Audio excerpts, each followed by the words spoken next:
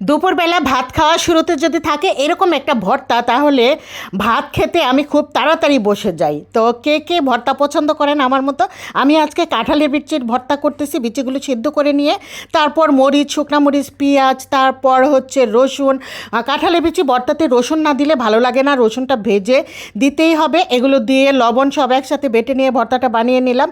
খুবই ভালো লাগে কাঁঠালের বিচি ভর্তা খেতে। আর এইখানে হচ্ছে সকালবেলা নাস্তার জন্য মাংসের তরকারি ঝোল ছিল, এটা গরম করে নিচ্ছি। ঝোল, আলু ভাজি, ডিম পোচ দিয়ে সকালের নাস্তা করে নেব। রুটি সাথে ছিল রুটি। তো ডিম আলু ভাজিটা নিতে মনে নাই প্লেটে, পরবর্তীতে পরে নিয়েছিলাম, প্লেটে নিয়ে খেয়েছি।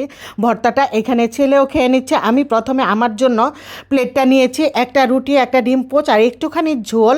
তো আমার ছেলে আইসা বলতেছে, আম্মু এই প্লেটটা আমি খেয়ে ফেলি। আমি বললাম নাও। আমি আবার রুটি গরম দিয়েছি, আরেকটা ডিম পোচ করেছি, তারপর আমি খেলাম। তো যাই হোক, আমার বড় ছেলেটা মানে মার হাতের জিনিস খেতে সে এত বেশি লাইক করে, অনেক লাইক করে। সে খেয়েও আমি খেতে বসলে দেখা যায় যে আম্মু এক লোকমা দাও, এরকম তার মুখে দিয়ে দিয়ে। আমার ওই জিনিসটা খুবই ভালো লাগে। আর ওইখানে ল্যাংড়া আম, একটু টক মিষ্টি ছিল, আমটা একটু বিট লবণ দিয়ে মেখে খেয়েছি মা ছেলে। আর এখানে হচ্ছে আমি রান্না করতেছি, এটা লুনা ইলিশ, লবণ ইলিশ। ইলিশটা প্রথমেই তেলের মধ্যে একটু ভেজে নিলাম। রসুন পেঁয়াজ প্রথমেই তেলে দিয়েছিলাম, ওইটার মধ্যে ইলিশটা দিয়ে ভেজে নিয়ে এখন আমি একে একে একটু একটু সব মশলা দিয়ে তারপর হচ্ছে ইলিশটা ভুনা করে নিব। কাঁচামরিচও দিয়ে দিয়েছি এখানে।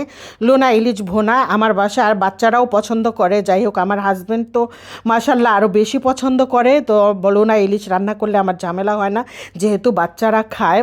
বাচ্চারা খেলেই শান্তি। মনে হয় যে বাচ্চারা যদি যেটাই রান্না করি পছন্দ করে, তাহলেই মায়েদের বেশি কমফোর্ট ফিল হয় ওই রান্নাটা করতে। তো এই যে আমার তরকারিটা হয়ে গেছে, এখন আমি রান্না করে নিয়েছি হচ্ছে লতি কাঁঠালের বিচি, লুনা ইলিশের যে মাথা, একটু মাছও, মানে সব কিছু মিলিয়ে লুনা ইলিশ দিয়ে এইটা লতিটা রান্না করে নিয়েছি। লতি কাঁঠালের বিচি লুনা ইলিশ দিয়ে খুবই মজা লেগেছে। আরেকদিনও রান্না করছিলাম।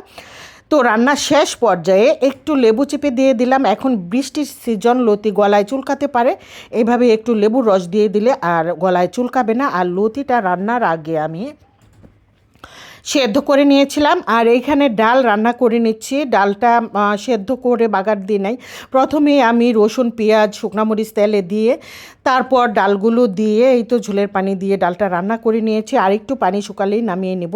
এইভাবেও ডাল খেতে ভালো লাগে, সবাই খায়, পছন্দ করে। সবাই যেহেতু খায়, সোজাসুজি রান্না করে নিলাম, বাগারের ঝামেলা আর করলাম না।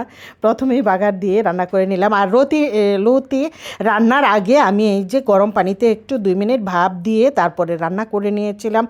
এত মজা ছিল কাঁঠালের বিচি দিয়ে লতি, একটু গলায় ধরে নাই।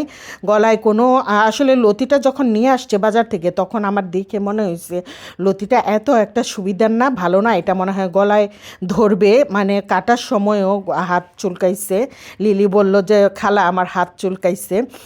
তো যাই হোক, আমি বললাম গলায় না ধরলেও অনেক সময় হাত চুলকা। আর এগুলা হচ্ছে রূপালি আম নিয়ে আসছে, কিন্তু আমগুলো মোটেও ভালো ছিল না। আমার পাশে যে আমের একটা শোরুম, এটা ওরা মানে একদম সরাসরি ওইখান থেকে আম নিয়ে এসে বিক্রি করে। যখন যে আম ওরা নিয়ে আসছে ওই আমি আনছি। বাসায় ফোন করলে পাঠায় দেয়। সবসময় আম খুবই ফ্রেশ, ভালো ছিল, কিন্তু এইবারের আমটা ভালো ছিল না। তো ফোন করলাম।